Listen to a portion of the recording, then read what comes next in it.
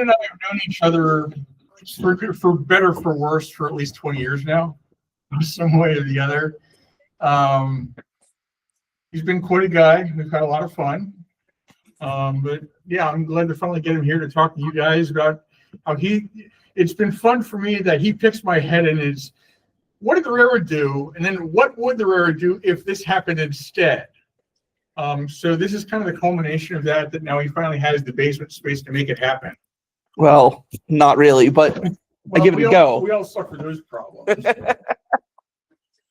All right. Well, thanks for being here, everyone. I'm really excited about this. It can be a good excuse to talk for an hour and a half, and it's my favorite thing to do. Not necessarily hear myself speak. I can't listen to recordings, but I do love to do or to produce it. So anyway, I'm going to talk about my efforts to model the Northern Central with a twist that it actually lived. And at the end, I've also got some slides to talk about a couple of neat model railroad innovations if I haven't passed out by then. My train crew app that simulates a bunch of the really annoying things that real railroaders have to do on your phone. And then also how I use generative AI to create dispatching software in an afternoon.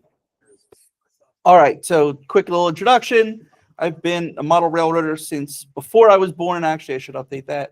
My parents took me to my first N-track show, their first N-track show, when my mom was 6 months pregnant. I had no chance.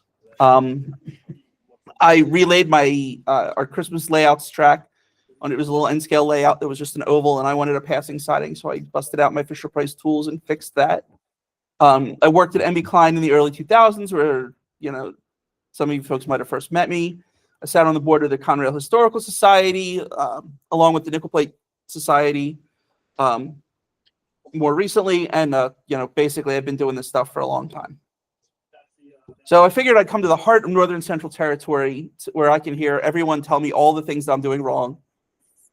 Please do. I would ask, keep notes and fill me in at the end, because I really do want to try to get this as realistic as possible and accurate as possible. And there's a lot of information out there, but there's always more that I could use. So a little bit of quick Northern Central history for those of you who are not familiar with it. It's the line runs from Baltimore, as I've been really well pointed out, all the way up into New York, but I really only care about the stretch between Baltimore and Harrisburg. It was completed in 1958, came under the control of the mighty PRR in 1861, was fully merged into the Pennsy in 1911. After the construction of the Port Road, it really served primarily as a passenger line. It's a beautiful modelogenic stretch of railroad, but it died at the hands of what was, by the time it got here, Tropical Storm Agnes in 1972. Come on, Peter. Next slide. There we go. And just some nice photos of it along the way. Got the legendary Parkton local out of Baltimore, one of the oldest tunnels in the country, and the modern operation, hopefully shortly again, of now they call it the Northern Central Railway, number 17, which I think is still the most modern steam locomotive in the country. So let's talk a little bit about Hurricane Agnes. In 1972, it dumped an enormous amount of rain on the Mid-Atlantic, causing a huge amount of flooding. Agnes was the catalyzing event in much of modern Northeastern railroading history. That there were a lot of trends that were happening, but Agnes was the thing that really drew a point on everything. It wiped out huge sections of the actual Pennsy trackage elsewhere, other railroads, and it was the entire reason why the Erie-Lackawanna, well, not the entire reason, but a big part of the reason why the Erie-Lackawanna became part of Conrail, was because of the damage that it sustained during Hurricane Agnes. So that flooding, of course, damaged Northern Central, a railroad built in the 1850s. Part of its charm was the fact that it was also easily destroyable. And because Penn Central at the time was very barely using the route as a through route, right? I think they ran like 4 trains a day up it. And it was just passenger service that they didn't care about anyway. They decided not to rebuild it south of York, right? From the stretch from Harrisburg down to York, still really important. for them. Still, a busy, or not a busy stretch of railroad, but a worthwhile stretch of railroad to their accounting department. But south of York, it just didn't make sense. Well, let me comment, because my parents bought a house at the end of West Jackson Street at Grantley Road in 1964, when I was 10, okay? At that time, and I mean, I could see the railroad out my bedroom window. That time there were still 6 passenger trains a day between Harrisburg and Baltimore. That slowly dwindled down until there was just 2 trains a day, one south, one eastbound, timetable wise, eastbound in the morning, and one westbound in the evening. And that was the Washington connection for the Broadway Limited up until April 30th, 1971. And the next day, Amtrak took over, which discontinued those 2 trains. Yep. And on May 1st, 1971. Okay. So yeah, not a lot of business on it. The railroad didn't care, and when Agnes, wrecked sections of it, they were like, "Oh no, okay, moving on." And then went to rebuild parts of the railroad that actually made the money. And just a couple of photos of some of the flooding. Right, this was Pershing Avenue. There's actually tracks under there. Sections of the right of way further up. And this is what we were left with, right? Down in, in Baltimore, there was a little bit of freight service still running all the way up to Cockeysville. And up here, we had, obviously the branch. And then the rest of the railroad became a trail. But parts of it still stuck around. And this is the thing that really interested me when I first saw it. But what if, going back to 1972, what if Maryland paid Penn Central to bring back the Parkton Local, the line that used to run in, or the little commuter service that used to run out of Baltimore up to Parkton and that wrapped up in the 50s? That was usually a charming little doodlebug and trailer, or just a doodlebug, or, an RS1 or something similarly low powered and a couple of coaches, right? It was a well-known part of the community, but not really well traveled or well patronized. However, in the early 70s, people were starting to think about commuter rail again, right? Municipalities, states, local governments, etc., were starting to dump money into it. In some parts, just to keep it going, right? In others, to actually invest in it and make it something real. This is a great example of big time commuter railroading on Metra. Look at that monstrous F40C out there, right? And so I'm sure the state of Maryland might have had their eyes on this and being like, oh, you know what? All right, what if we throw out some money and get you guys to rebuild this instead of maintaining the Port Road as the through route, right? So Penn Central, being broke as a joke, was like, yeah, we'll take your money. And we'll run some commuter service up that line with a busted old RS1 and a couple of old New York Central coaches, right? But this means that things can get interesting. And this is the big twist of how I keep the Northern Central active and an interesting part of the Conrail story into the late 1970s. So Penn Central rebuilds the Northern Central, lets the Port Road go. All of a sudden, this beautiful stretch of railroad gets kind of busy. And that's what I'm modeling in the early Conrail era. Just a couple of photos, seeing what I'm, reminding you all of what deliciousness the early Conrail era was. But known as the Rainbow Years, right, for obvious reasons. And it was a real dog's breakfast of stuff, along with some brand new Conrail power, like this B23-7 here. So why have I fallen in love with the Northern Central? Why have I decided to do this instead of modeling something else that actually still existed? Well, for one, it's beautiful, right? We all know that.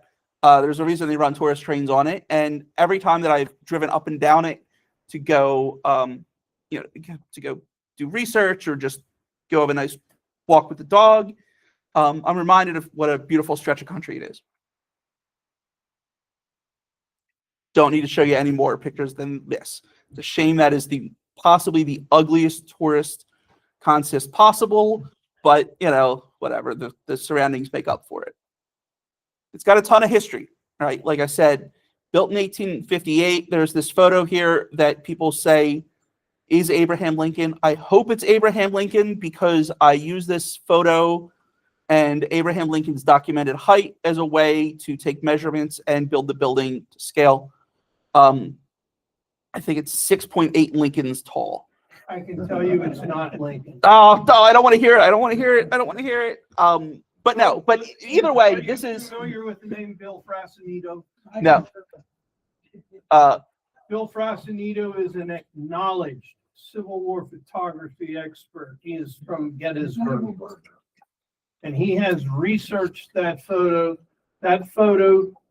simply because of the time of day and when Lincoln went through Hanover Junction. That cannot be Lincoln in the photograph. That would make sense, but I'm still going to tell everyone that it was Abraham Lincoln when they come see my layout. That's his assassination double. Yeah, I was going to say it's his body double. He's like Putin, who has like 18 different Putin lookalikes who go around. But no, It was like, here, hold my hat. It's not Lincoln. No, actually, I've seen the drunk history episode on that train trip, and it's actually Charlie Day. But this is, and so one of the other reasons I love it is that it's accessible. All right, I can go up there with Sadie and walk along and check it out and be like, wow, there's a lot more rocks here than I expected. Plus, she got to take her first train ride on it, which, of course, endears it in my heart. There's still some operational interest, and it's a good amount of operational interest. All right, this is just an example. I think, John, this is your drawing that I stole from you. This is just New Freedom, for example, right? Not necessarily a big town, but you got a bunch of sidings, a bunch of industrial customers, and an interchange with a railroad that I talk about in terms of making the Ma and Pa looking like the Northeast Corridor. One of the other things that really initially drew me to wanting to model the Northern Central, though, is this idea that the Northern Central has all of the Pensy flavor, but with half of the Pensy calories. That I don't know a single red-blooded rail fan who has gone and rail fanned the Pittsburgh line and hasn't come home thinking about how they're going to build a slice of that in their house. That, they're like, oh man, the Pensy was awesome, right? And either if they're going to do it in the Pensy or Penn Central or Conrail or Norfolk Southern or Union Pacific or, whatever happens after Northern Pacific, right? It's still such an inspirational piece of railroad. And a lot of what makes that so interesting is so much of the Pensy stuff, right? The fact that Pensy's like, oh, well, there's a valley here, but we need to be over there. So we're just going to build a mile-long fill. Who cares? Right. But also a lot of the Pensy accoutrement, like position lights, right? The facilities, like the coaling tower, stuff like that, right? All of this really good Pensy character, but in a little slice that you can model. Right? I often say that everyone who wants to model the Pensy often ends up modeling the Buffalo line because of this same reason, right? That like, oh, you want to have a multi-track main line with interlockings, but you only want 4 switches instead of 16 switches. Okay, so instead of doing MG, you could do something on the Buffalo line, right? Well, the Northern Central has a lot of that character too, but I think even smaller and even more manageable, which is really good because as a model railroader, you never have enough space. Here's one for you. The coaling tower was built in 1942. Okay. It was knocked down in 1983. They had one hell of a time trying to knock that coaling tower down. Oh, I bet. Because it's cast concrete, poured cast concrete. Pensy didn't use rebar to strengthen the poured cast concrete. Oh God, did they use rails? They used old scrap rail. Good Lord. And put them in the concrete. I guess they had one hell of a time. I guess that's one way to make sure a Stuka's not going to take it out. Knock it down. Jeez. Well, the good news is that as I backdated my layout from my modeling is from 1985 to the late 70s, it gave me an excuse to have that coal tower, and a friend of mine But yeah, designed and 3D printed it for me, and I am forever in his debt. yeah, they use scrap rail for the That's for what fantastic. would normally be rebar in there, and my God, it took them forever to knock that. I thing bet. down. I bet. All right. So my overall concept for the Northern Central, that it forms Conrail's main line from Harrisburg to Baltimore and DC.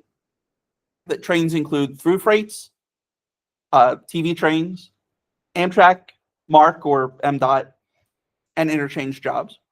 That it's a single track CTC railroad with some local business along it.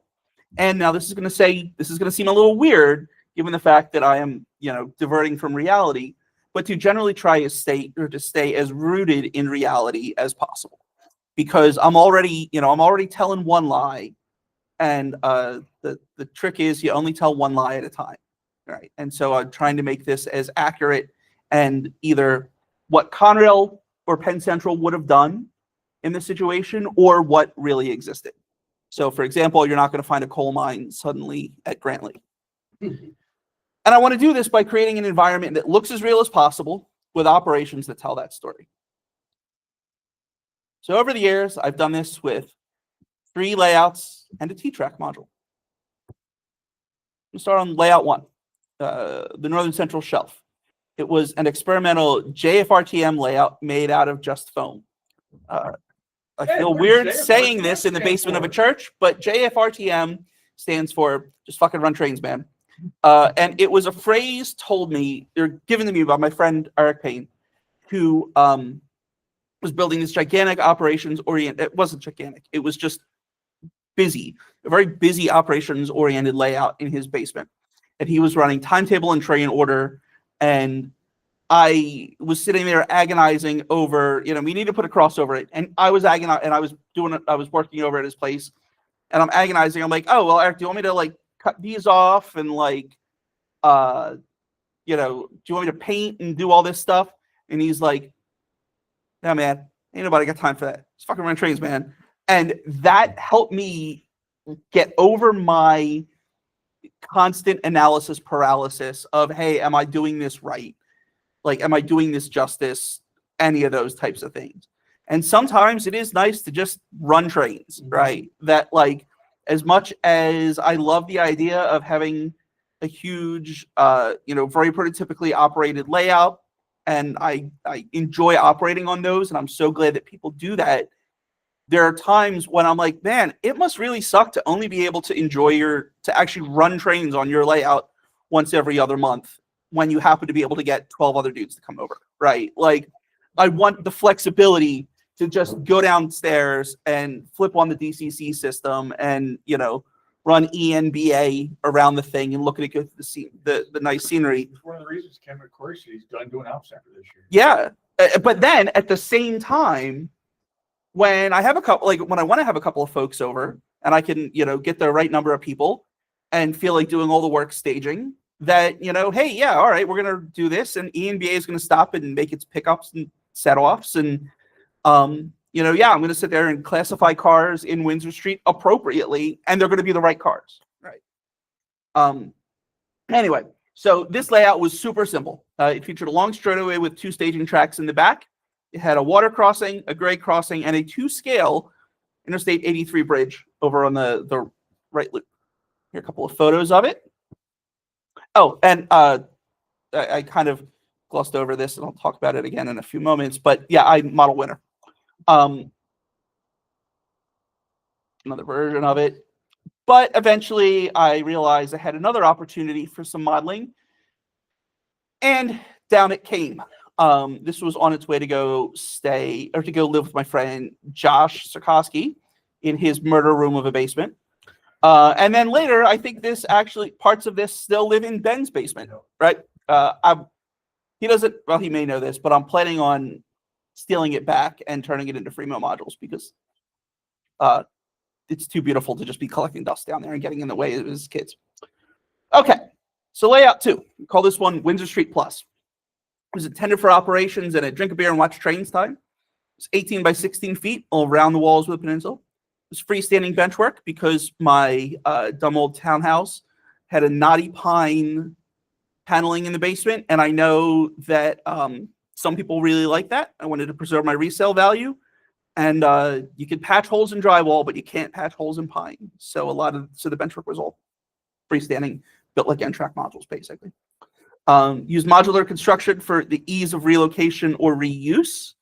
The whole thing used Atlas Code 55, Digitrax, and lots of electrical components that came from Amazon. Turnout control was via DCC using Panel Pro, so it was kind of CTC, and then senior materials from all over the place, including Lowe's. The layout has a very funny story to it. It started out as getting my hands on a chunk of my friend Lee Weldon's layout when he had to tear it down. My friends and I on the Railwire helped him design this amazing, not prototypically accurate rendition of Hagerstown Yard on the Western Maryland, but very operationally functional, given the amount of traffic that he was running over his layout. I spent a number of incredibly fun operating sessions trying to do all of the things that this yard did, but in the tiny little pocket yard that was like 4 tracks, each of them with like 6 car lengths, and trains backed up from Hagerstown to Connellsville. When he was finally ready to build his yard, we did a huge design exercise in getting this right and optimizing it for throughput, and it was ready to go, right? We were gonna, it was gonna be amazing. And he got the whole thing built and then had to move before we even had an op session on it. So I went over to his house. He lived over in Cambridge on the Eastern Shore, and we tore this down and somehow got it over to my house down in Towson in a bunch of different parts and reconstituted it by putting it all back together and turning it from Hagerstown into what I was calling Windsor Street, that bears no actual resemblance to Windsor Street other than the fact that it did the same job that Windsor Street would have done, right? And here you can see where I plugged where the turntable was with a big plug of foam, relayed a bunch of his now missing engine tracks with new flex, hid the spot where he cut down the middle of the thing with a Sawzall with the 83 bridge, and then started snicking it to make it look a little bit more wintry, grungy, and less verdant. Also, doing things like covering in the engine terminal. I got a fun chance to do to have a very Conrail scene here, even though it didn't make any sense given what it was supposed to be. That when I filled in the turntable, scenic the whole thing through some sanded grout on top, wet it all down, and I come down the next day and I notice that it's got patterns where all the tracks were.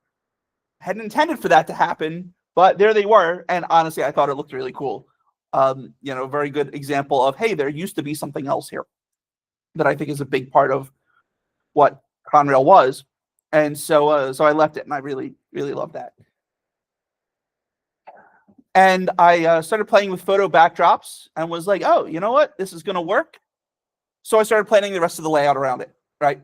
I built a peninsula off the one end that would have the downtown station area, had a stretch that was going to be Pershing Avenue, so that I basically had a return loop on the one end. And then on the other end, I had another return loop and just some tracks to run and a little staging yard in the back there. So what that actually ended up looking like, I realized I could fit Wago Junction in over on the left there. This is what the track plan ended up being. I started building. Built around my workbench there on a repurposed hollow core door. You can see in the background the painting that was the inspiration for a lot of my winter modeling. This is Evening at Kerner's by Andrew Wyeth, a painter who was from the Chester County area. And I forget where I first saw this, but I saw this painting and I was like, that's awesome. And then around the same time, I saw this photo that many of you might recognize from Model Railroader. This is Lance Mannheim's Monon layout. And I put those two together and came up with this, which looks just like it, right? But this was some of the drawings I was using to conceptualize it, and I just poorly photoshopped things together. And then it turned into this, which I think looks the part. I was pretty happy with the way this turned out. And this is the Wego Junction area, where you've got the remains of the port road over on the right, including some catenary towers, and then the northern central main line, which sneaks around and then would go into staging tracks in the back there, which were hidden not by virtue of, I didn't put a backdrop or anything in the middle. I just used big trees. And even though they're bare trees, I put in enough of them, which was only, 4 inches or so, but you couldn't see anything back there. But you could still reach back there to fix things every time it derailed, which was common enough. Full photos. Here's a loaded coal train heading to the Port of Baltimore. I sent this one around as a Christmas card a couple of years ago with a note of someone's been really, really naughty to get all this coal for Christmas. Coming up the other way, mixed manifest freight. And then this is what that area looked like. I was talking about doing or building the Hanover Junction station based off of how many Lincolns tall it was. That was my paper mock-up of the building that I was going to get around to building, and haven't yet, but still plan on doing for the next layout. I had this location where I had a track that had to come back from the return loop, and I figured, yeah, you know what? It makes absolutely no operational sense of why Conrail freight trains would be coming off of that, but the track layout wasn't right, so Hanover Junction it was. Just going the other way. A little bit of Penn Central local action. Then moving further south, this is Black Bridge. Finding photos of this was relatively difficult. Thank goodness for Google Photos and a couple of things that popped up. And I know I could have just gone up there and walked up the hiking trail and done it, but I'm lazy and so I didn't. But it turned out pretty well. It's not accurate. We're not perfectly accurate, but good enough for the girls I go out with. And I was pleasantly surprised that when I finally turned up some actual prototype photos of the spot, all right, close enough. Good job, Ed. Moving further south, this was, again, supposed to be the Route 30 bridge. This is where things start looking a little bit less like they actually should because, I'm reusing Lee's layout. But, it looked kind of cool. South. Backdrops are all photo backdrops taken along the NC somewhere. You'll see this same backdrop actually shows up in a lot of places because I just reused the same photo. We're coming around into the yard, more yard, engine terminal that's way busier than Windsor streets ever would have been. I wouldn't say that. All right, in my era, busier than it would have been. Yeah, I'll grant you that. Yeah. In the Pence era, well, particularly during World War II, there were 12 local switching crews worked out of Windsor every day. It's wild, which is just not to mention local freights, Mount Wolf, Glen Rock, Freedom, Frederick. Yeah. Okay. And that's not even thinking about the passenger stuff, right? Like the fact, it blows my mind that they used to run a passenger train from York to Lancaster, the short way, not up and around. Nope. Oh, yeah. Oh yeah. Crazy. Well, actually, there were at its peak, the service between York and Lancaster was like 10 trains a day. Unbelievable. Okay. It's absolutely unbelievable. And also, if you look at I have a 1945 timetable. I sat down and did a spreadsheet of just the mainline passenger trains. On average, during 1945, there were 35 trains a day through York. A passenger train stopped at York Station on average every 40 minutes. What it's so unbelievable. And this is the reason why I find that the Northern Central so fascinating, is that it went from that to 2 in 30 years. And You the know? reason I know about the switching crews is several years ago, I got a bunch of time books from a Pensy fireman that worked out of York Terminal during World War II. I have his time books for 1943 and 1944. And by the way, the H6 that is in the museum, 2846. That was one of those. That locomotive was assigned to York during World War II. And there are notations in these time books where he fired that locomotive. That's amazing. That's absolutely amazing. It's one of the challenges of being an N scaler, in that, you know, the closest thing we've got right now has been the key H8, 9, 10. My dad's got one of those that every once in a while comes to visit, and it's a great time. I'm really looking forward to Broadway finally getting off their butt and doing the M&N. Ironically, the fact that they're doing the generic one first, whatever. I can wait. I have plenty of other trains to buy before then. You gotta pay for fluid somehow. Yeah, right. But I'm never gonna see a 6 in the end, and that breaks my heart. Anyway, moving along, there's the look at that busy engine terminal. I will admit, I suffer from the typical model railroader disease of having way too many trains for my layout. But just some more in progress photos of the whole thing moving around. This is a photo that I use a lot just because I absolutely love it. Total accident, just grab shot and being like, oh, that looks great. And one of the other twists of, yes, okay, I'm doing what would have happened, but a little bit of deviation. I am having the Maryland Midland run up into York and do an interchange up the Frederick branch, assuming that they got, I would say that they got everything south of Hemar, but north or east of Hanover would have been retained by Conrail. That's the thing that I typically run with, and that everything west of Hanover would be them. But that every day, the Maryland Midland drags a train of, however many loaded cement cars into York to hand over to Conrail, which is a wonderful thing for them, because it means that now they're able to play Conrail off of chassis system, or CSX now, for better rates and all of that. And they're able to actually set their own pricing for Lehigh Cement, which is a fun little bit of inside railroad business stuff that increases the plausibility of it. Plus, I just really wanted a good excuse to include these locomotives on the layout every once in a while, even though, again, these showed up after the era I was modeling. But when this was the project I worked on when I worked at Klein's way back in the day. And so I wanted a good excuse to have them show up. That's how the Union Bridge branch got built from Yep. Hemar to Union Yeah, Bridge. because they were like, you know what, screw the Western Maryland, we want this The business. cement Yeah. plant got down there, got tired of being monopolized by the Western Maryland. Yep.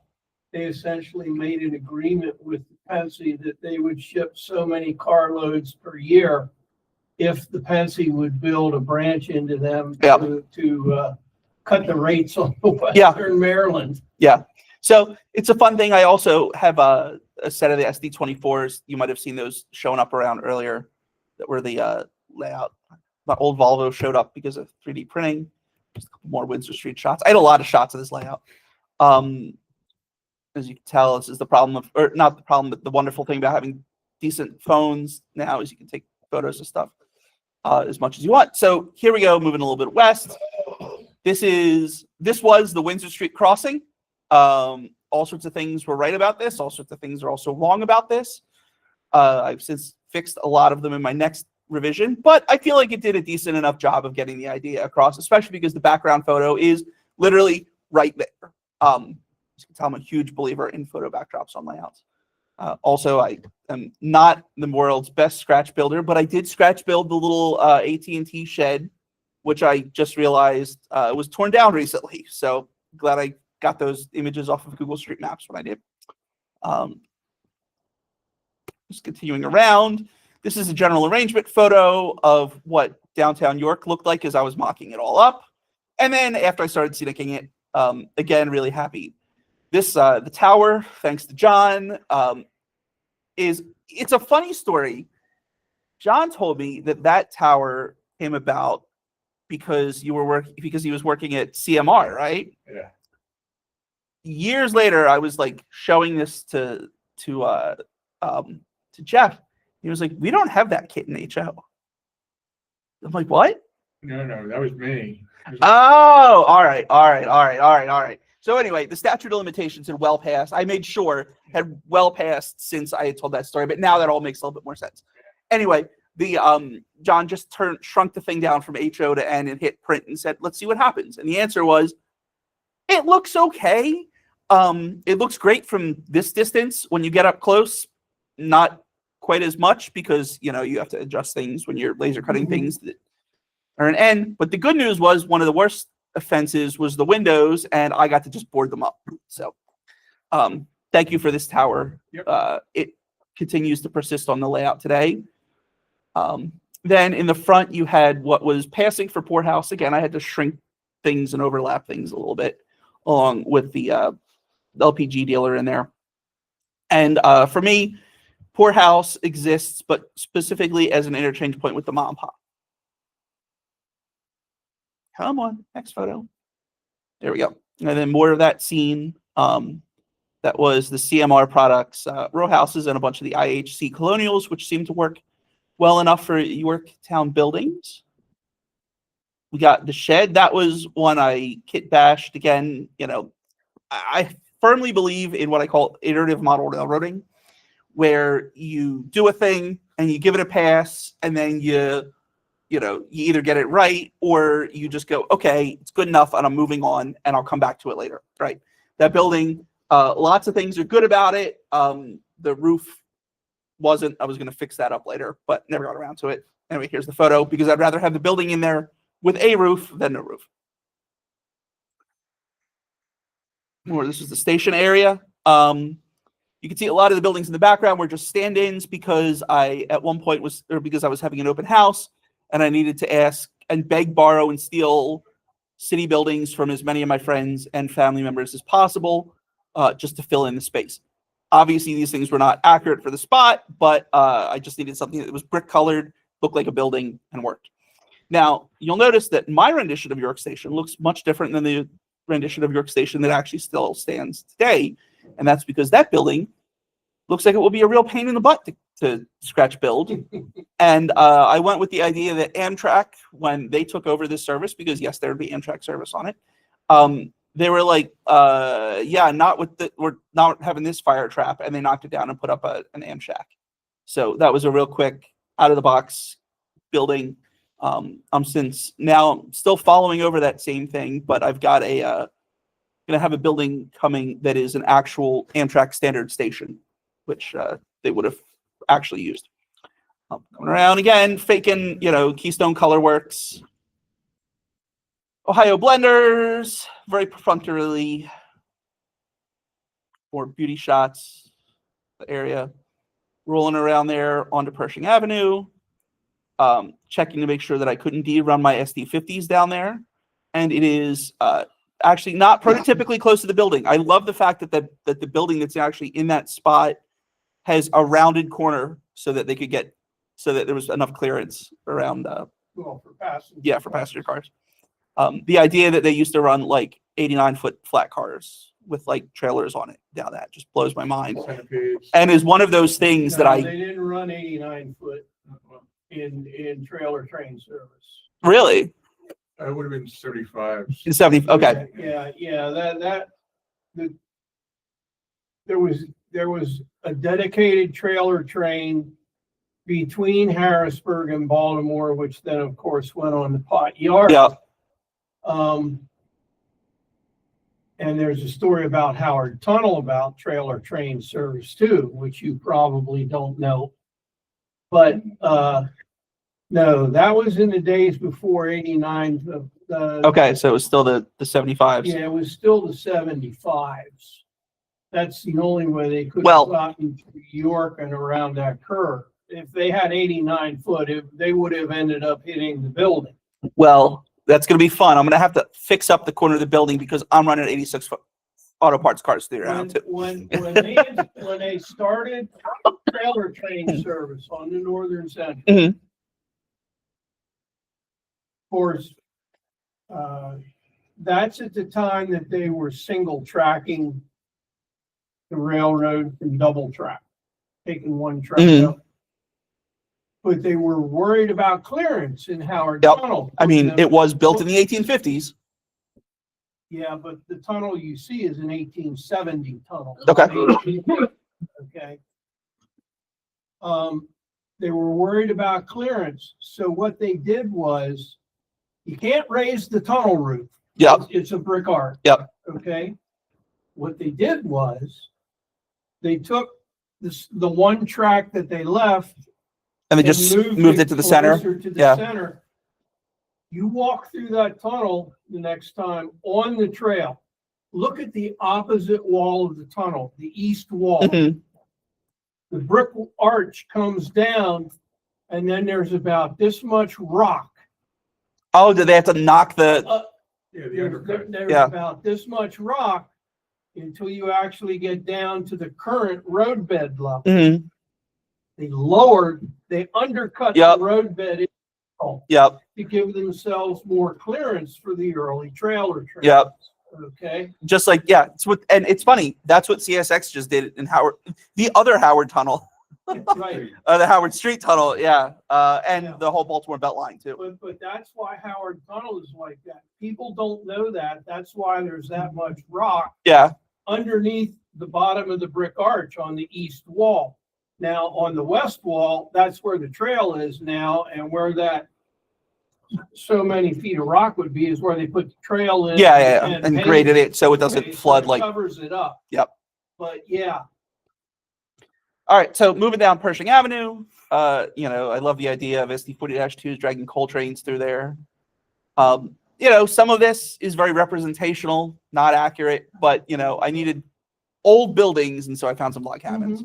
And then this resin printed one, which I couldn't tell, or this resin one where I couldn't tell you where it came from, but I love it. Just moving further south. And then at the end, I had the bus terminal. But all things come to an end. And yet again, the layout was separated around the original joints, dumped on a trailer, and sent to go live at my friend Adam Henry's house, where it now serves as Lincoln Yard for on his layout. But it's great because it works incredibly well. Adam's layout is incredible. If you ever have a chance to go see it on an open house or do an op session or something there, go check it out. He's modeling the CSX Hanover sub, but I joke that he's actually a York Rail modeler who just happens to have some CSX stuff. Yeah, very true. Yeah. So that came down because I was moving. In my interim, I was going to, I didn't know what I was going to do, but I still wanted to do something northern centrally while I was figuring it all out. So I decided to do the Pennsylvania 616 crossing up there north of New Freedom on a T-track module. I absolutely love this scene in real life, right? Love that stone arch bridge or that arch bridge, and I love the scene behind it even better, where you've got this long sweeping curve and then you kind of curve under the tracks, and just absolutely love it. So I built it on a set of two double wide, as we call them, T-track modules, and it's been a lot of fun. One of the things I really like about it is that it's a chance to have some T-track modules that are incredibly portable, that I could take to shows and very easily show off to people. Hey, this is what I do as a modeler.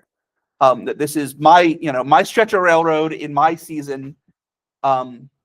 It's a little different from what I usually do, because I usually look at T-track modules as my opportunity to have what I call model railroad snacks and do something a little different than what I typically do. So, for example, I wanted to build a stretch of the Ma and Pa up the street from my house, and so I'm doing a stretch along Cromwell Bridge Road that is a T-track module of that in autumn. I also wanted to rebuild some sections of Philadelphia where I grew up, so I did a version of the Roman Haas plant and some Bridesburg scenes up there as well on other T-track modules. But this is my, hey, what do I model at home for the road? And I'm real happy with the way it turned out. And being T-Track, you never know what you're going to get on it. Sometimes you get some Reading power. Sometimes you get JNR. So I'm going to take a commercial break here real fast. I have a side hustle going at the moment. I'm a web developer by trade, and I spent the last year professionally unencumbered. So one of the things I did while I was doing that was start doing archive sites for historical societies. This came out of my work that I had done with the Nickel Plate Historical Society on their strategic planning committee, where we realized that there are some challenges that all historical societies face. And that's that there are still people who are really interested in the thing that you exist about, but that fewer and fewer people over time tend to be interested in consuming the ways that you go about it. And so I'm a big believer in digital transformations. It's what I do, like I said, as a day job. And I realize that historical societies need this too. Basically, the solution is to become a digital content creator the same way that like lots of YouTube channels and other people are. You just do it with railroad content, and you do it in a way that facilitates still serving your community of interest. What that really is boiled down to is having archive sites that may or may not have a paywall on them, depending upon how that fits into your business strategy for your society. I have a website about the business that I'm running there. I also have a big white paper that explains all of that. If you're curious, you want to hear about it, it's work with or the first one is at hobbypublishing.kapuzinski.net, and the second one is work with.edkapuzinski.com. Okay. Now, on to layout number 3, the new Northern Central. This is going to be parked into York in early Conrail. Decided to roll it back from 1985 because I just finally succumbed to my love of patch jobs. It's so punk rock, seeing everyone's favorite railroads defiled like that. I can't help myself. Decals, huh? Yeah, and decals make it easy. So the layout's designed for operations and socialization. Have a friend or two over and do some operations. Focusing on key NCR themes and locations. 18 by 16 around the walls, again with a peninsula, shelves of peninsula, and some hacks using hollow core doors. Maybe have some helper operations. We'll see. It's a lot of the layouts that I really enjoy running on use helpers.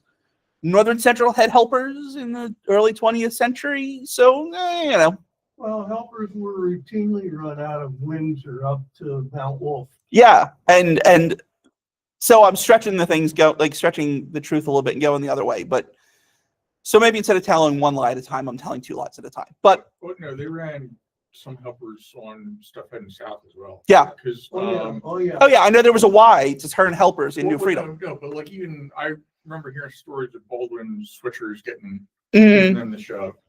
Yeah, that the Northern Central, it's not a mountain railroad, but it's a hilly railroad. And it's a steep railroad. Yeah, it's so a steep railroad. What's the grade on Horseshoe? Like 1.75% or something like that. I forgot to look on his But the steepest the grade gets on New Freedom Hill from Glen Rock to New Freedom is about 1.25%. Yeah. That's a pretty good grade. Yeah. The difference is they're not doing it with 30 trains a day. But Right. But still, it's enough that if I do this, it still feels okay. But also if I don't, no one's it's not the end of the world because helper operations in N scale, there's a lot of technical challenges to surmount there, right? So why early Conrail? Because early Conrail was just crazy. I knew Conrail had F units. Didn't expect to see one in Baltimore. I always figured they just lived out in Ohio. And I saw this photo on eBay, and now I'm the proud owner of this photo from eBay. But yeah, so featured locations: Windsor Street, downtown York, Pershing Avenue, all the stuff you'd seen already. Hanover Junction, actually south of York this time, appropriately. Glen Rock, Shrewsbury, New Freedom, Bee Tree, which is what I'm calling the end of the Parkton Yard area, and Parkton. I had taken a very brief interlude before I started building this, where I was going to build an anthracite coal country layout on a couple of doors. I was calling it the Tudor branch. But again, this was a fascinating Conrail operation. All the old ex-Reading, Pensy, Lehigh Valley, C&J, all of that, all those anthracite clusters. It was all served with pups. They call them the mega pups, the MP15s, and some SW1500s, and occasionally a 1001. And there's something really cool about seeing like 4 MP15s and a train of anthracite poppers. But I realized I just didn't have the operational interest that I wanted. I missed my SD40-2 too much, so I decided to do this insanity. It's a multi-deck plan with a big staging yard in my laundry area, about a third of which is currently constructed. The view from the top there, you can see it's got a no licks, hence the reason why I would be able to use helpers. Quick little bit of track planning. This is, I should flip this slide around and put the thing on the left up top. But starting on the left, that is the west end of Windsor Street. The layout trains exit into my laundry room underneath the Route 30 bridge. Then we have Windsor Street itself, which I have done, I like to think, a decent enough job of capturing the right flavor of the track plan. I've made some concessions to model railroad operations, but by like adding an extra track here, or subtracting or turning the auto rack loading or auto and TV yard from like 6 tracks down to 2. Close enough, going to simulate the business. That's all I really care about. But the yard it's not exactly prototype length, but it's not too far off. The track arrangement, again, not exactly prototype, but not too far off. The biggest difference is that I've got my, is at the south siding there, instead of just being, actually serving more as the main, as it does today, is actually just a controlled siding that is, useful for the operations of the layout. You see, you got the Windsor Street crossing, and then the engine terminal over on the right. Again, departs a little bit from reality, but it's got the right flavor. And then the branch, which goes into the very shallow closet there, representing the line to Wrightsville. So this is how it looks today, now that it's actually been somewhat constructed. Actually, that's a lie. That's how it actually looks today. But you can see you've got the Lux Run up there, the interlocking at the north end of the yard, which should probably most of it be on the other side of the bridge. But again, it's model railroad after all. You have to make some compromises. But then you've got the big empty area where trailers and stuff will be staged, yard tracks, and plenty of good Conrail stuff. This is the view off the 83 bridge, which I was happy enough, or very excited, to find a couple of photos from George Slonaker, who has basically single-handedly made modeling York in this era possible for me because of the extensive number of photos that he took. Never enough though. I always wish, I'm like, oh, why didn't he just turn around and take a photo behind him too? He's got plenty of photos of trains. I'm like, I just want to stretch. I want a photo of this block, but you know what? I'll take what I can get. Right? It's incredibly. I'm very happy though when I look at photos of these 2 photos, and I'm like, yeah, you know what? Those are looking close. And then look it up the other way. So again, not perfect, but good enough. Mocking up. They're starting to do some of the construction of Windsor Street there. Hey, Ed. Yeah. Go back. You should explain what the box is. Oh, I'll get to the box. Okay, cool. My RS3M. Here we go. This was, the reason for modeling early Conrail, right? You get a Reading patch job, a Penn Central, basically untouched Penn Central unit, and a former Valley engine, the 7657, which I actually have photos of sitting in York, which is the reason why I chose to do that one and why that became a Conrail unit as opposed to a T&HS unit. You can see some of my infrastructure here. We've got the Turnout controls, those control slide switches underneath that are done in little 3D printed brackets that control all of the hand throw turnouts. And that's the important thing. This is how I control hand throw turnouts on the layout. Everything else that should be dispatcher controlled is controlled via tortoises and Digitrax coders. You'll see I've got the very unpensy signal bridge there in the wrong location. I know it should be over. It should actually be over above my washing machine, but tough luck. It felt like it was such an iconic thing in so many photos, though, that I wanted to work it in somehow. So here it is on the wrong side of 30. And speaking of those 86-foot auto parts cars, I love showing this photo to coworkers because I often talk about my hobby at work. And they see it and they're like, "Oh, you were out taking photos of..." No, that's my layout in my basement. And they all go, "Oh shit, this guy is a special type of nerd." But it also demonstrates the benefits of doing this in N scale, right? These are 86-foot auto parts cars, but they're only a foot long, and I can run a handful of them around the layout, and it does, and they look good. Same thing with those Procore. Those are some big boys when it comes to covered hoppers, and they're not overwhelming the layout.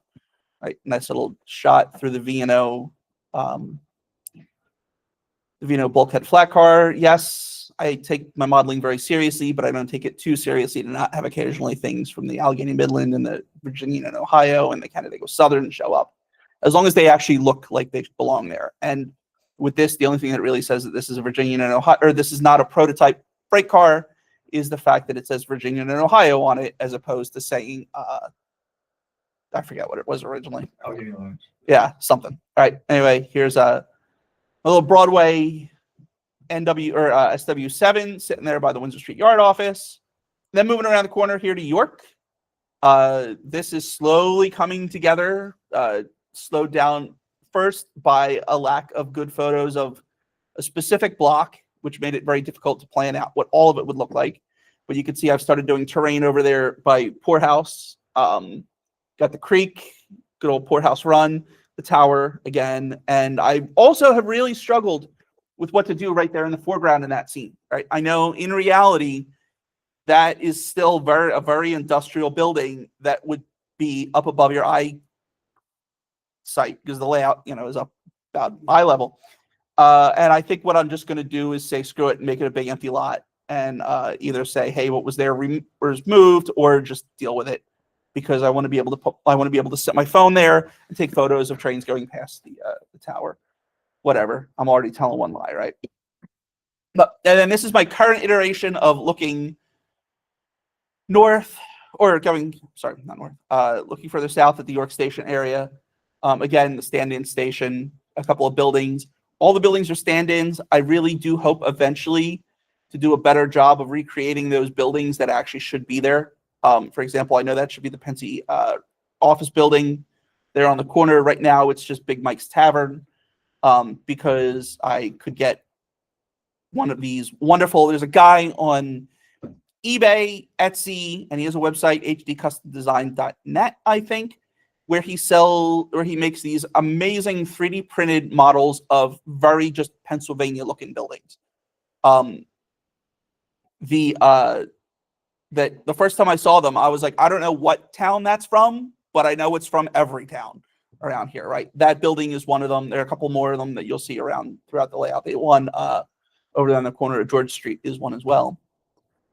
But, trying to just, I do a lot of photographs as I make progress to show my friends, and also just to kind of check and make sure I'm getting things right. You'll see the York Transfer Building. I have omitted the one warehouse that was closest to the tracks, just because I only had so much depth to work with there. But I took the other one that I had done before and split it and stretched it out so that now it's at least close to prototype length. This is the York Station area. I'm modeling after the PAS small warehouse was knocked down there, and that block behind the train where you see the Atlas Snuff Mill building and the DPM building, one of the handful that actually make their appearance on my layout. That trying to find photos of that block in that era is like impossible. I found a couple of aerial ones that gave me a rough idea of what it should look like. And so I'm doing that iterative model railroading thing where I'm like, you know what? Having generic brick buildings in here is going to be better than having no buildings in Well, here. there used to be farm equipment manufacturer by the name of AB Farquhar. Mhm. That was where those brick buildings are, and they had buildings similar to those buildings Mhm. there. Yeah, like, and that's Uh, kind of what I could tell from the aerial photo I had, that I was like, Because my father worked for AB Farquhar from the time he graduated in high school until 1948. Now, those buildings stayed, I'm trying to remember when they tore them down. I think they tore them down in, I'm going to say mid-60s. okay, Okay. so what was there in the 70s? I'm trying to remember. The one distinctive building that you might want to try to duplicate would be the Railway Express office. That building still stands. Okay, That building still is that stands. the white one with the mansard roof? No. Yeah, that's the small one. That's the small one that's also the bar next to the office building. That's Okay. the next one Okay. down on that same block. Yeah. But yeah, in behind where the office building would be. And I was in the office building one time.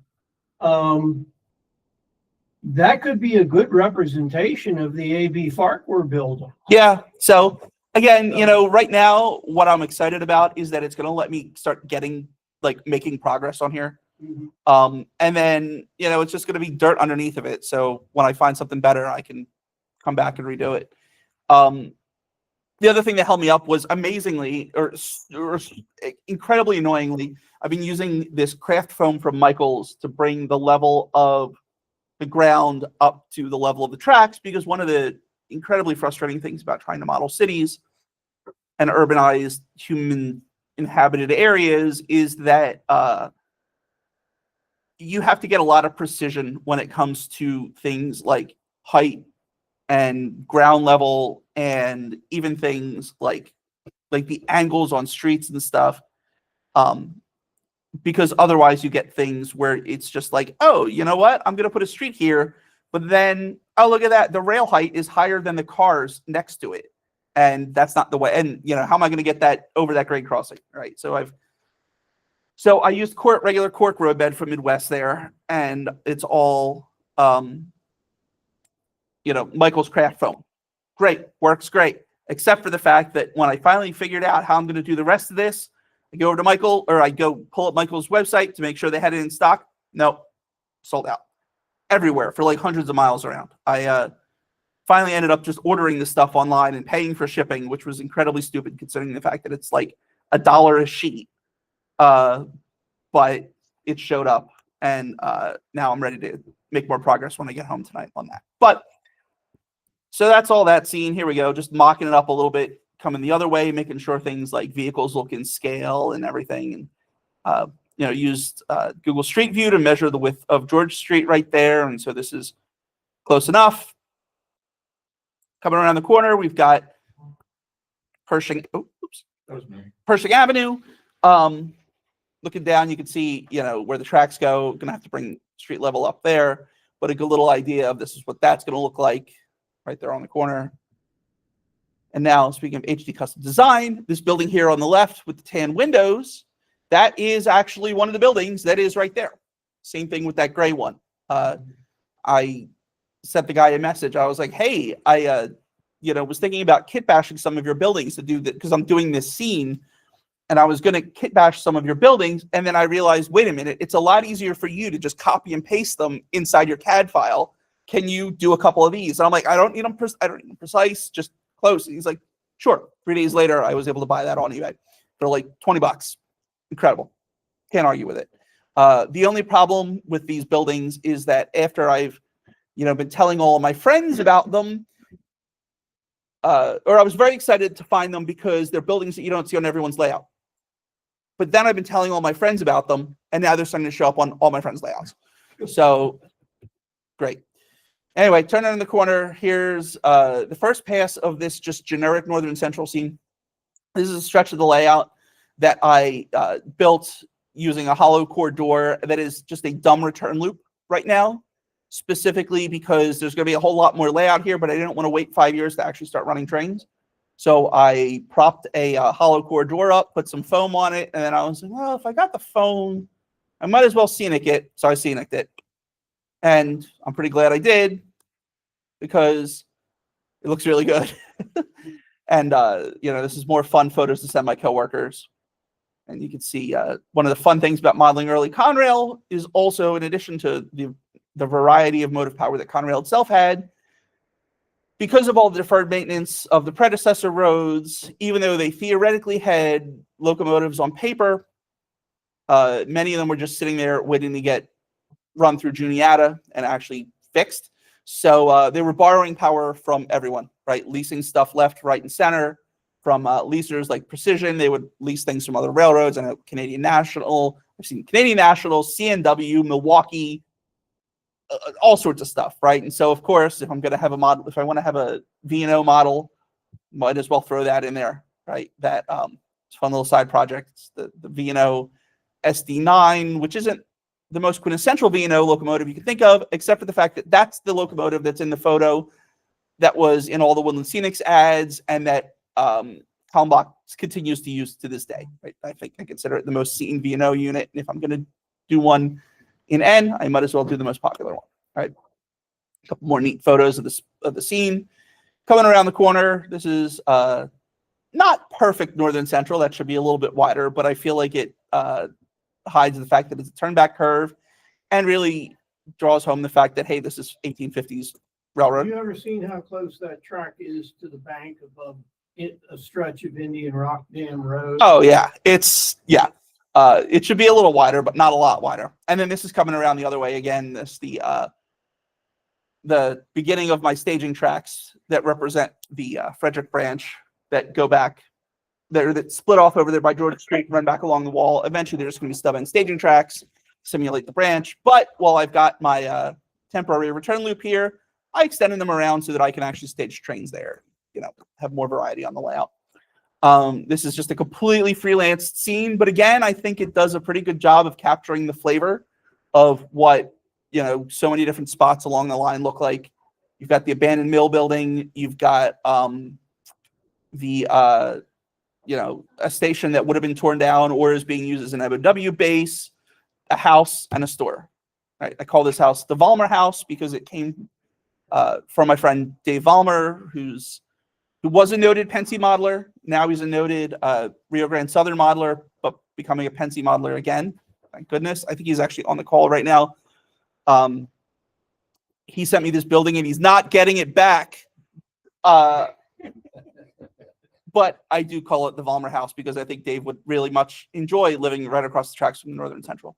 And also living across this tracks from from a building that I'm calling Todd's One of Everything. I'm actually working on the signs and stuff for it right now. But it's, an homage to Todd Treaster, the famous N-scale modeler who's built an incredible Conrail Pittsburgh line layout with with an Enola yard to scale almost, and who famously has, I think, one of almost every N-scale model ever produced. It's incredible. We rode there back in April. Yeah, so you guys have been to Todd's. Yeah. That's Todd's One of Everything, and there's going to be a sign in the window about meatballs, of course. Anyway, talking about those 86-foot auto parts cars again. Wonderful thing about N-scale, look at that. There's a whole bunch of 86-foot auto parts cars on a hollow core door. The scale's very, very great in that regard. A couple more photos of that spot. And then this is where it disappears off. Another commercial break. Many of the photos that you've seen in the next section come from the George Slonaker collection. Ryan Toman shared those with me ages ago because he owns that collection. Ryan also owns White Rose Hobbies over in West York. I just felt like I should not use these photos without giving him a plug. I was hoping he was going to come today so I could actually do this and make him incredibly embarrassed that I'm doing this. But anyway. He likes to think he has a life outside of the hobby shop. Yeah, I know, right? But anyway, so I wanted to thank Ryan and give him a plug for his business. I'm sure you guys know all the wonderful things about his shop. Okay, so operational highlights on the thing, or the layout. what am I doing? Baltimore freight traffic, general manifest freight, right? All the stuff coming out of Sparrows Point. Aluminum, people don't realize that Baltimore is a huge aluminum import point. Domino sugar, you can't miss Domino. It's right there on the waterfront. Everyone, every photo of Baltimore has Domino sugar in it. So of course we're gonna have some sugar loads coming out of Baltimore. Yep, I know. Well, that's why half of them are gonna be in chassis cars. But again, another one of those things. If Conrail has slightly better service to Baltimore, they're gonna divide up more of that. So anyway, a little bit of that. Auto parts and finished Astro vans coming out of the Canton GM plant. Generic port traffic, all sorts of stuff, right? Paper, cans, general manufacturing, all of those fun things that go to and from Baltimore. You got TV 21 and 22. I think I got those numbers right. I did that from memory. Hot topsy-copsy trains between Lombard Street and Chicago. Unit coal trains to Consul and Bowley's quarters. As well as, oh wait, no, I'll talk about that in a minute. GRB loaded grain trains, right? Conrail used to load or run full unit trains of grain down to the Port of Baltimore for export, especially in this era, ironically, to the Soviet Union. And occasionally loaded ore trains from Sparrows Point, not to Sparrows Point, because that occasionally happened. I don't think it happened very much, but it's a good excuse to have to buy or to have to somehow model, 50 of those stupid little ore jennies with their friction bearings, and it'll be it'll be an amazing train to run. But I need to find a friend who's actually built it. Just quick, brief little glimpse of Baltimore traffic. Right, this is what it looked like. So Ed, I don't know if you heard me earlier. I just found the drawings for that grain elevator at the archives lab. Excellent. I'm never going to build that, but I am going to represent it in staging. This is a Bill Kalkman shot on the left. I actually invited him. I was hoping he would come too because Bill's a great guy. Yeah. Notice it's owned by Central Soya. I think earlier you saw I had one of those Central Soya cars. That's not that car was in York, but it's not actually going to just terminate in York. Those cars are going to go all the way to Baltimore. Intermountain did those a couple of years ago, and I'm slowly working on collecting as many of them as I should have bought in the first place. I'll just mention K4 decals has Central Soya decals. Ain't nobody got time for that, Cletus. Okay. Come on, man. That's actual modeling. I don't do that. Also, a great reminder, Baltimore has its own amazing bits of railroading. This is a photo from my friend Lee of what might have been one of the last runs down the middle of Boston Street to the American Can Company. Also focusing, or also going to have freight traffic south of Baltimore. Now, I haven't figured out exactly how I'm going to lie and serve Potomac Yard intelligently that doesn't involve dragging everything into Bayview, running around the train and going south. I might end up doing that, but maybe go up the Green Spring branch. I don't know, but we're just going to pretend it works. It's not the model part of the layout, so I don't have to figure it out. So that gives you the Potomac Yard gateway, right? All the forest products, food, chemicals, manufactured goods, the RFP and Southern down there. Pope's Creek coal trains off of the Northeast Corridor down at Bowie. One of the fun things about those is you'll be able to tell a Pope's Creek coal train from a Baltimore coal train on my layout, because the Baltimore coal train will have, 2-3 units of moderate horsepower, whatever. Pope's Creek train is going to have half a dozen units on there, all of them, SD 40-2s, 45s, U36s, etc., because that was, again, another one of those not mountain railroads, but hilly railroads, right? So, a good example of some of the Southern traffic in the Northeast Corridor. Here's one of those Pope's Creek trains on the Pope's Creek.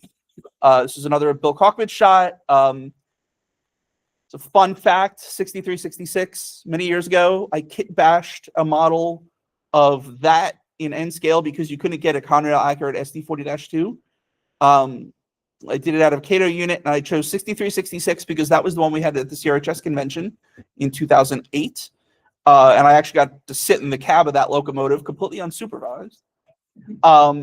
When it was NS 63, anyway, 36, whatever it was. Anyway, got a chance to sit in the cab of the locomotive, and I'm like, oh, when I'm kit bashing an engine, I'm going to do this one, right? Only then did I realize that this was the locomotive that was the most elusive to find photos of. Could not, You know, you can find every other SD40-2 photos of it everywhere all over Conrail. This thing just hid. But every once in a while, I'll find a photo of it. Here's one of them on a Pope's Creek train, looking pretty.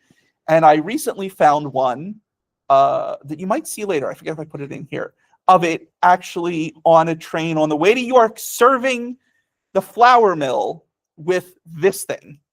Ridiculous photo. But anyway, you know, again, another Pope's Creek coal train. You can tell, one, because it's hauling ass through Baltimore. Two, because it's got lots of power on it.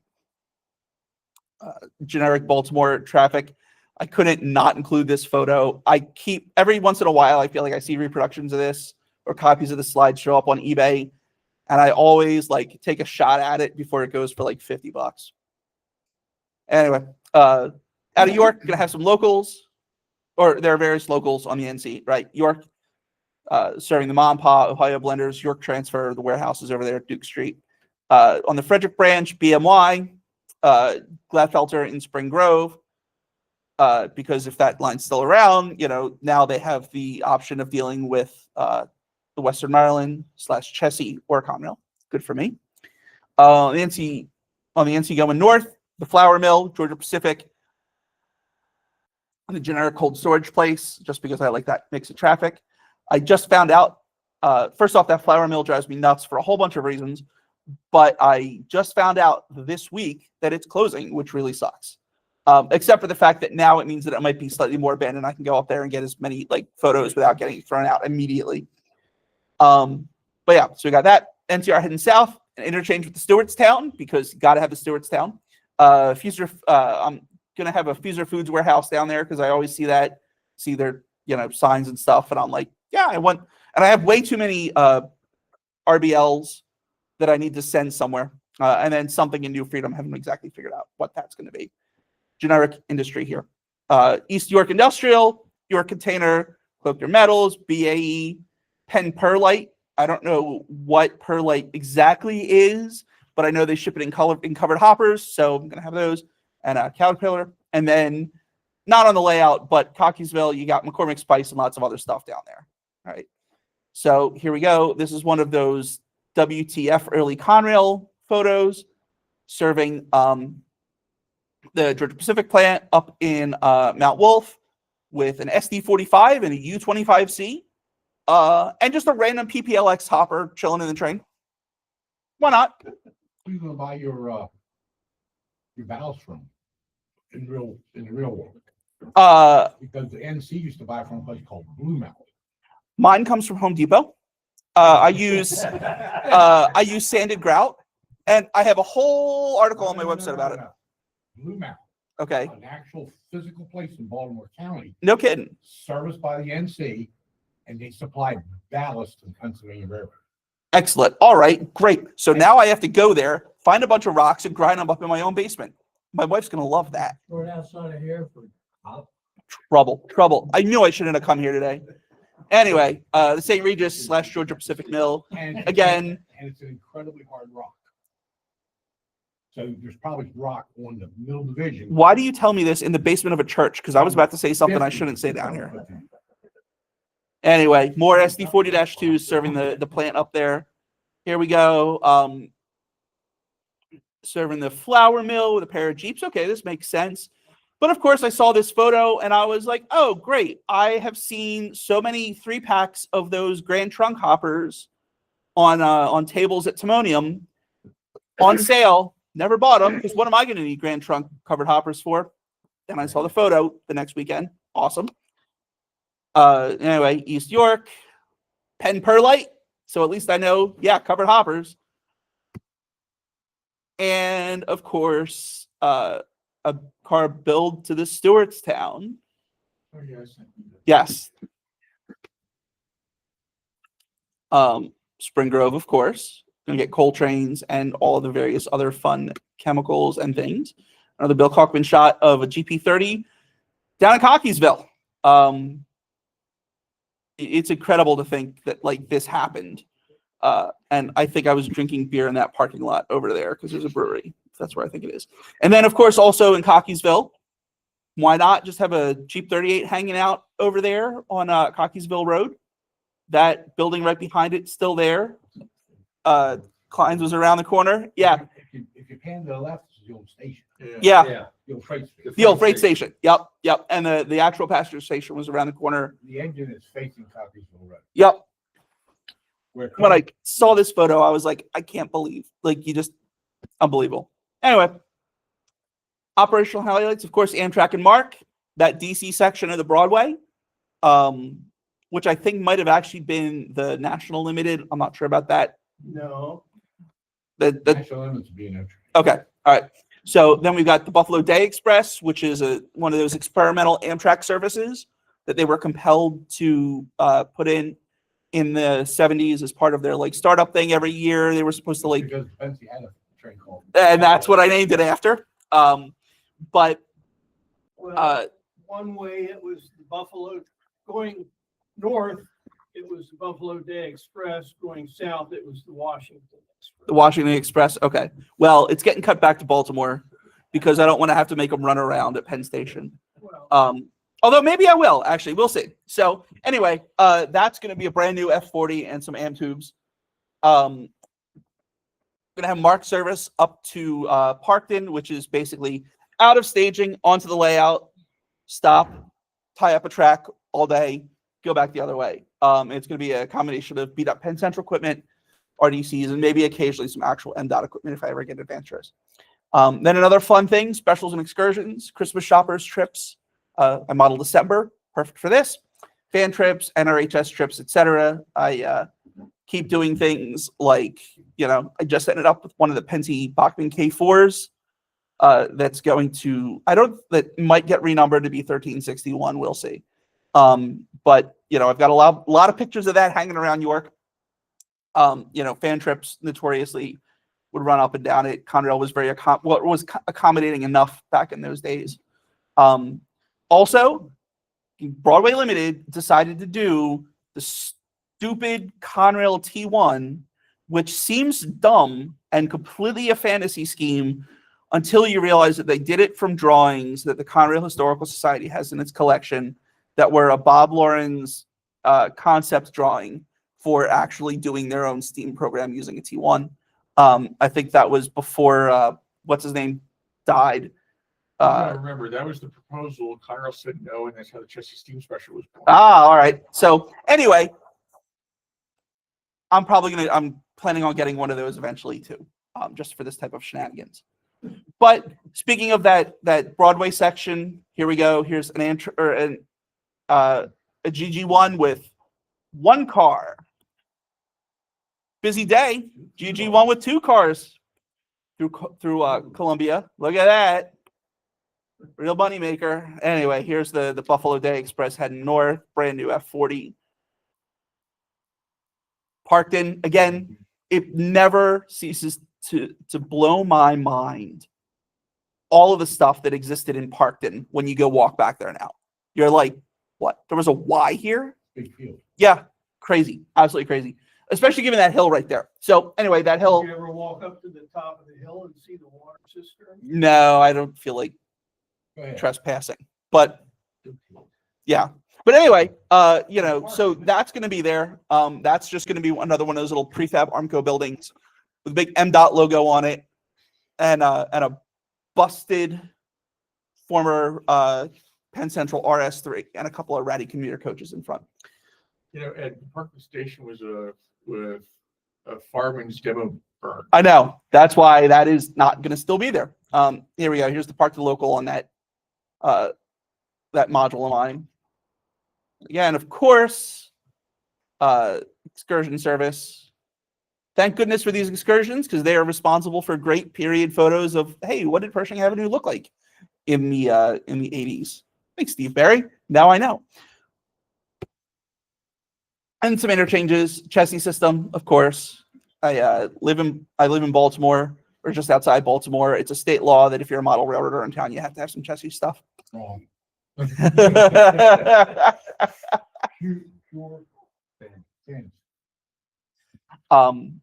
Then of course the mom pa and Maryland Midland. This is that daily, the daily cement interchange job that would drag a bunch of things. It's also a good excuse for why I have so many different FlexiFlow hoppers, because hey, why not?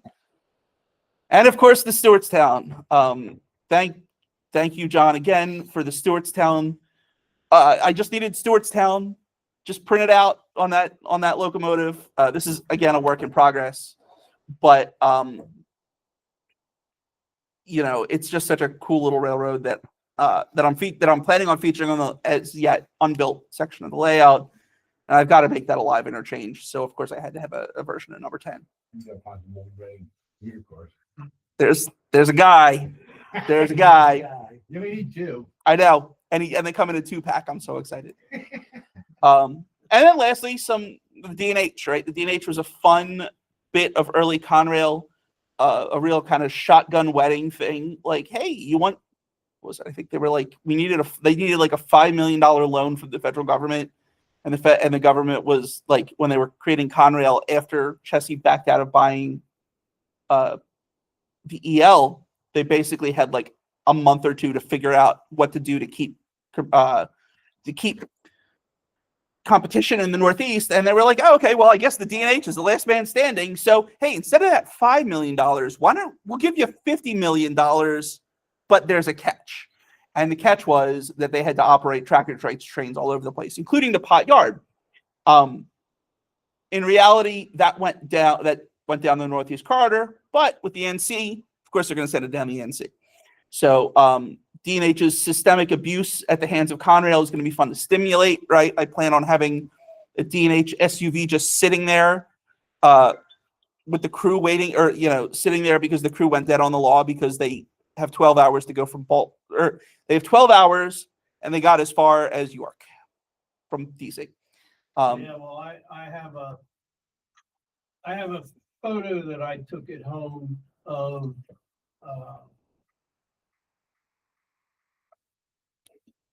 it's in Columbia. The D&H train is on lake siding, Yeah.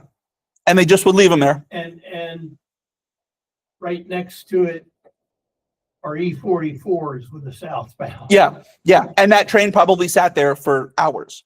That, like, you know, for me, it's like, oh, okay, well, you know what? The D&H train's going to go in the hole because the Baltimore Day Express is running tomorrow. You know, like, yeah. So anyway, that's going to be a fun thing to simulate. Plus, the D&H power is really cool. Sadly, for some stupid reason, I've never been able to pin this down. Why? There's no like instruction and timetables or anything, but they only sent Jeeps this far south. None of the cool like Clubfoot RS3 rebuilds, none of the Centuries, none of the U-boats even. It was only Jeeps. So 38s, Yeah. 38-2s, and 39s. This is a little after my era, but here they are cruising through Orangeville. Well, this is just a supposition, is that when they would reach Pot Yard, if any of those locomotives would need any type of repair or servicing, the Yep. crews weren't familiar with the Alco. Oh yeah. No, So that's why they sent Jeeps down there. that's what I would assume too. Like, it's a common sense thing that they should only send Jeeps, right? But you would think, it being the railroad, there would be like a dedicated like rule in the timetable or something somewhere. And I've talked with people who would know, and so far come up empty-handed. Anyway, there's the D&H there, and here's the D&H at the north end of Windsor Street with the crew ready to take them home to New York, because this is as far as they got. And one of the other fun things about the D&H is that it, had neat stuff that was different from Conrail. They also were borrowing and stealing. Good excuse to have all sorts of things like Norfolk and Western Power in there too. So thanks for sitting through this. I have a couple of thank yous. John, for all the research help over the years. Ryan and George, could not do this without them. And Bill, whose photos appear through here as well. I use this photo because I want to represent George on the layout somewhere, because he took so many photos of this area. And I feel like if the Northern Central was going gangbusters, he would have been all over it. So I asked around, what did George drive? And that's the closest N scale model to the car that George drove. Apparently he had a like Dodge Laser or something like that. But that was as close as I could come. So whenever there's something interesting happening on the layout, that's going to show up in the photos. So that's pretty much that. You want some more info about the layout? Follow along. Conrail1285.com. I bought the domain back when I was modeling December of 1985. It's my email address. And this photo is actually from the layout that I didn't talk about on here. This was my kidney layout, and I called it that because the track plan was shaped like a kidney, and it was on a door in my apartment 20 years ago. Yeah, so that's that presentation.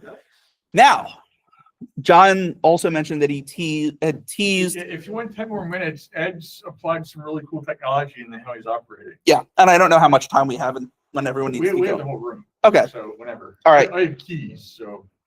All right. I know I've been going for almost 2 hours now. Good Lord. Everyone good for another couple minutes? Yeah. This will be quick. Okay. So I like using technology to enhance my model railroad enjoyment. I joke that I got into web development for the fortune. I got into model railroading for the fame. And this is one of the ways in which I have grown my fame into becoming a B-list model train celebrity. So the big one is this thing called Train Crew. It's an app. It's actually a web app. You don't have to install anything. That simulates all sorts of interesting railroad prototypical things that slow down operations. That mean that for any given complexity of a layout, if you use this, you will spend way more time on your layout and interacting with your trains than you would if you just did things the more typical model railroad way of like hook up and go. All right. So there's been a long history of how railroad operations work, right? From the spaghetti bowl through this modern era that I call the modeling railroading era that Lance Mannheim has really pioneered. That guy keeps being 5 years ahead of me on like everything from doing this stuff to doing modeling winter. Anyway, just trying to do this quickly. The idea is you do more with less, right? Smaller layouts, nicer equipment that you spend more time interacting with, greater detail, and deeper immersion with things like the proto throttle. And Lance is demonstrating his integration of Bluetooth headset to enable sound without having to put sound in everything. Yeah. This is one of my favorite layouts over here on the right. It was like a super basic industrial park thing. And it's because big layouts aren't for everyone, right? They require a lot of time, a lot of money, a lot of space, a huge commitment. And there are, model railroading spans a wide gamut of people who live in a whole bunch of different situations. And, lots of people, myself included, right? When I was young, that last photo of the NC stuff that you saw, that was on a door layout, 30 by 80 inch door in my apartment that my wife and I lived in right after I graduated, right after college, right? So lots of people don't have space for a basement fill-in layout. But if you have, 1 foot by 3 feet, you can build something small and something, at least an N scale, and something rewarding that you can spend enough time playing with that you'll feel like you actually did something. Now, if all you're doing is you have one switch and your interaction is, oh, okay, I come off the main line and I go in and I grab the car and I go, that's a pretty quick thing, right? But if you do something that slows you down, now that same minimal investment in time, money, and space gives you a much bigger return on enjoyment and like play value, right? So the idea behind that is you model railroading. So there are lots of things that railroaders do beyond just moving trains. Our typical model railroad experience is just forward, backward, stop, go, etc. But we can recreate additional aspects of railroading: locked gates, derails, opening doors, etc. The box that John was talking about earlier is that thing over there on the right, and that is a box that is an electronics enclosure box that I have hanging on the fascia of my layout that you have to unlock and open, and your turnout control is inside. Now, the reason you do that is because that is a switch on a CTC section of the layout. And I needed some sort of way to convey to a dispatcher that, hey, this switch is open. You can't clear something into here, right? Because that's the way it really works. Now, in reality, it's a little bit more complicated than that. But here, I recreate most of that by having this box that you have to unlock and open. And inside, it has a micro switch. And when you open the box, the micro switch closes, and that little LED comes on the right. That tells you, one, that the box is open. But two, that's in line with track power, trips the occupancy detector, so you can't, so that block will always look occupied if that switch is open. Same thing set up on the actual slide switch that controls the turnout. There's a second LED that lights up when that's not lined up. So in order for you to do your work there at that, you have to unlock the box, operate the turnout, close the box up, or normalize the turnout, close the box up. Otherwise, the dispatcher isn't able to like clear that block. But there's all sorts of other things that you can do like that don't actually include physically recreating something. In Lance's book, How to Operate a Modern Switching Layout, he talks about handbrakes, air brakes, inspections, hose connections, 3 steps, all of these types of things, right? And he says, well, just mentally go through it. Well, I realized, well, how about instead of mentally going through it, we physically recreate it? That's what I did with this app, Train Crew. It's a website you can go to, traincrew.conrail1285.com. It runs on smartphones, tablets, computers, refrigerators, anything with a web browser on it. And you can go there if you scan the QR code. I'm not keeping it up very long. If you want to, you can. It should work, I hope. Otherwise, it might take you to the Rickroll video. Either way, it'll be fun.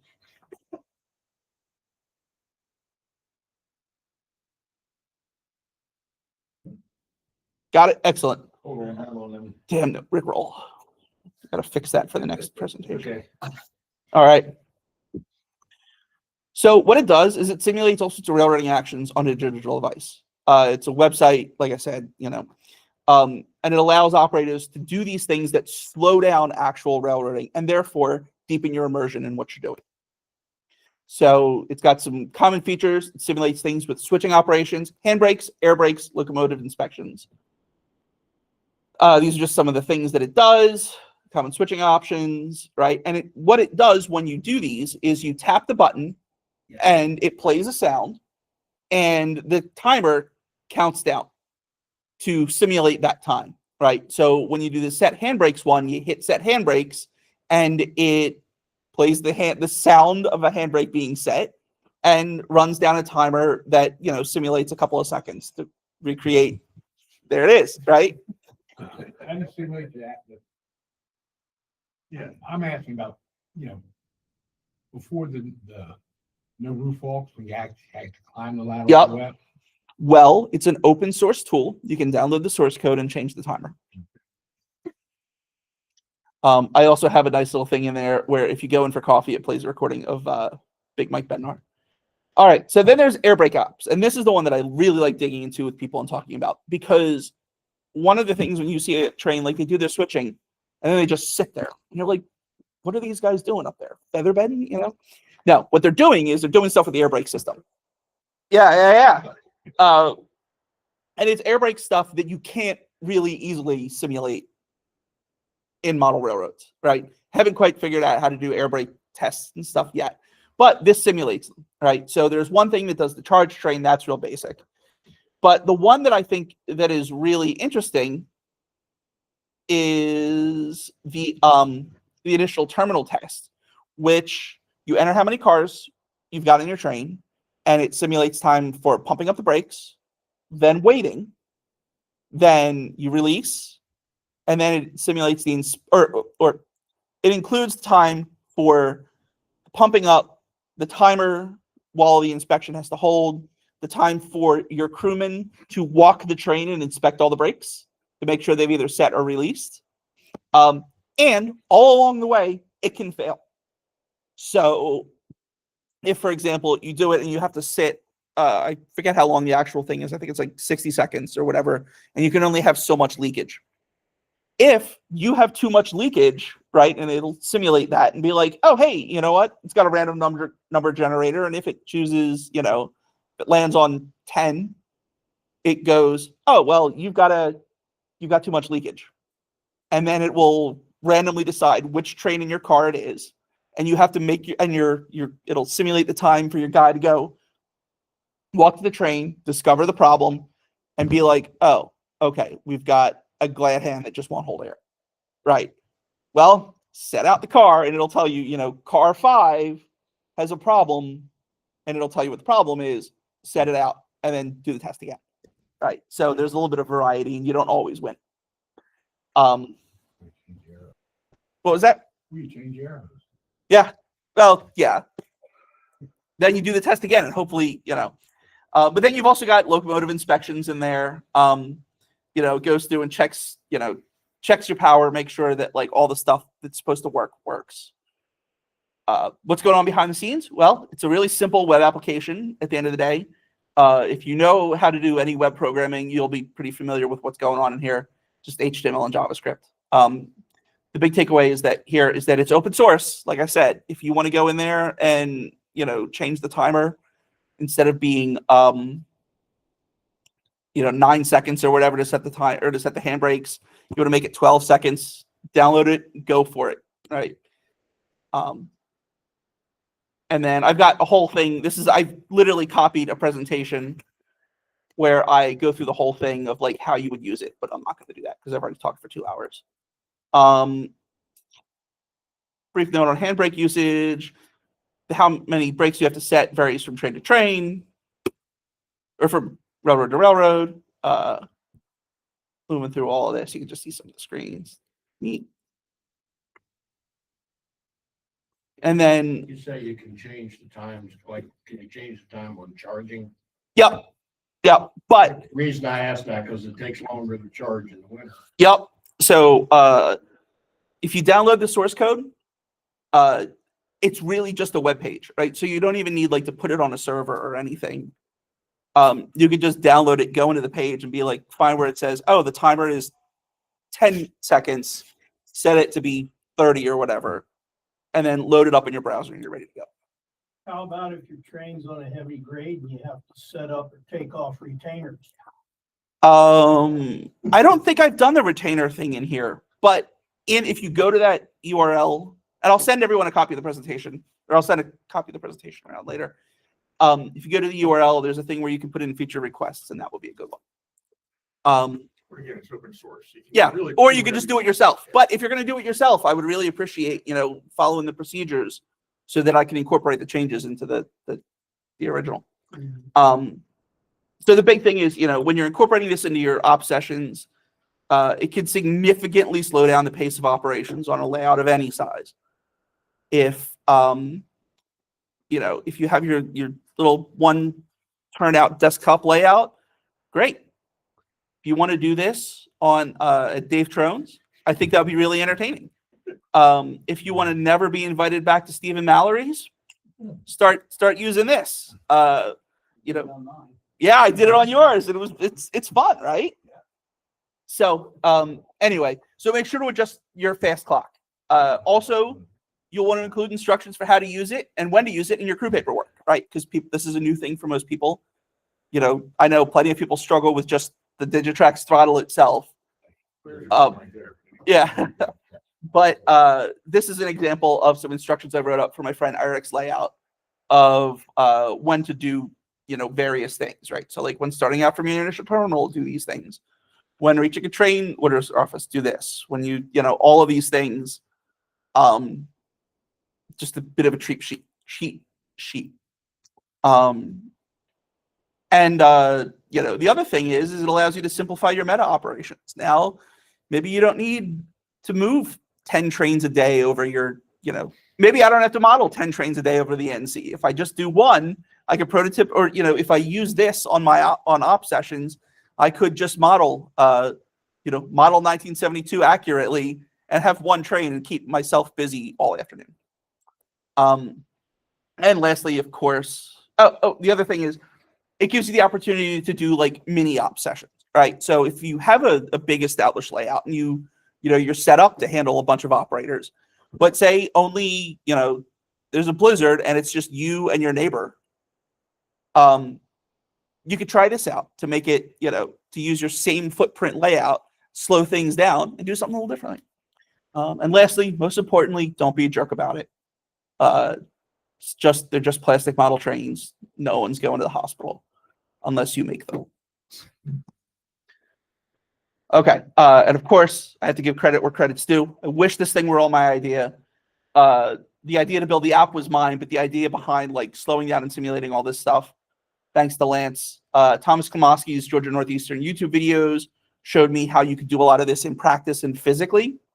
And then Bill Brillinger's BNML Conductors app provided lots of detail. He did a somewhat similar thing, but it's very specific for his layout. And it includes all sorts of very specific things of like, hey, when you get here, hit this button.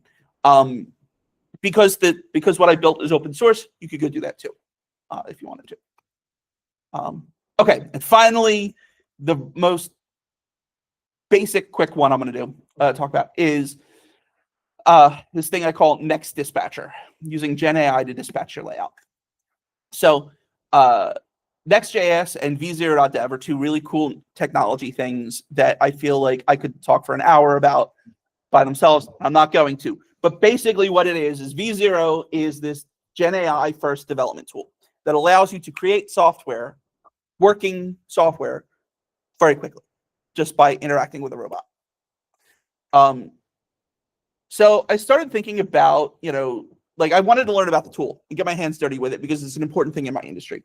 And so I was like, okay, let me do some model railroad stuff with it. So I started thinking about what problems to solve.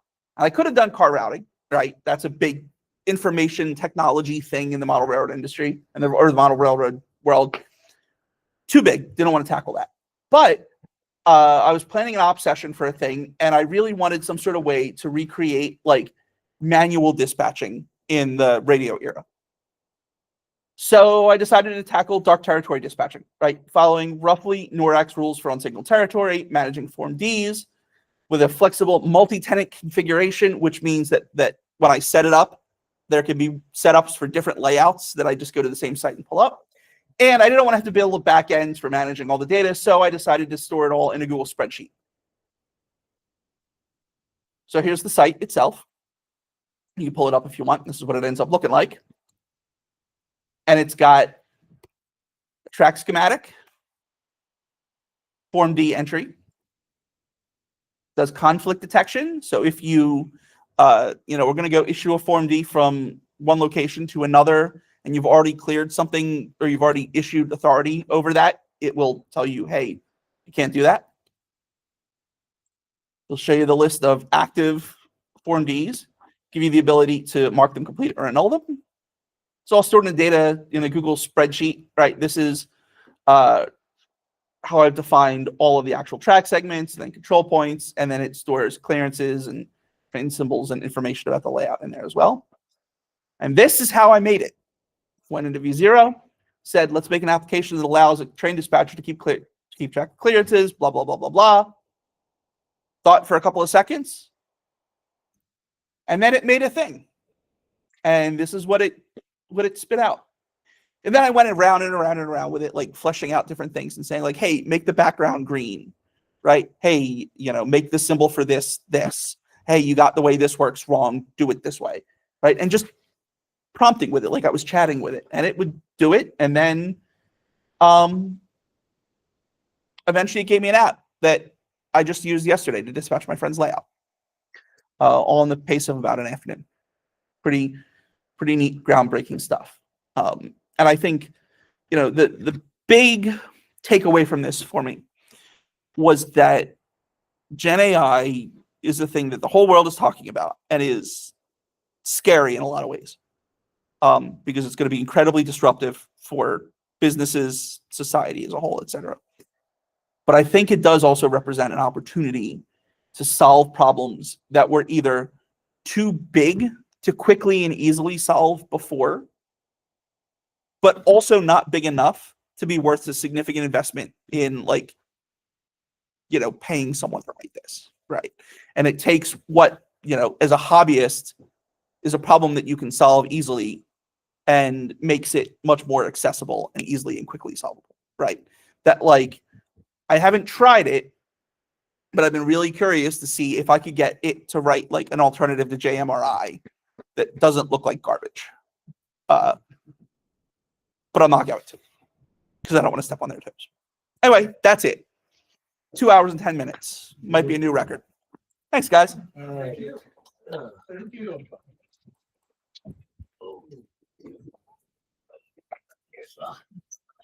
Here, let me show you this. All right, hold on.